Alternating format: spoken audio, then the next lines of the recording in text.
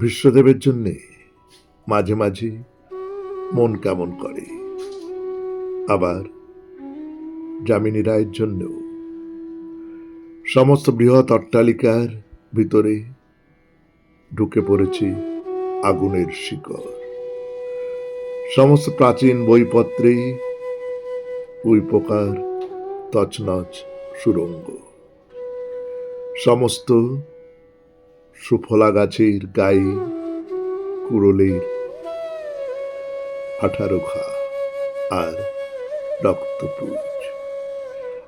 আমির খাঁর জন্যে মাঝে মাঝে মন কেমন করে, আবার জীবনানন্দের জন্য।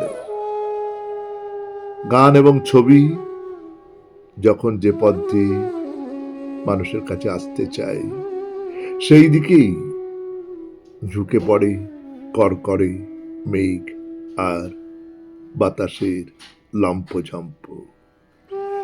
আমাদের সামনে দৃশ্য বলতে এখন চুনকাম করা দেয়াল, আর শব্দ বলতে সেই সব উল্লাস যা সারমর্মহীন।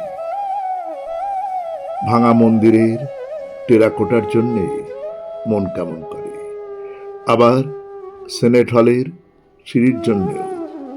সেই সব মহিমাময় নক্ষত্রেরা মরে গেছে, যারা জীবনের গায়ে জড়িয়ে দেয় ভয়ঙ্কর উচ্চাভিলাষ।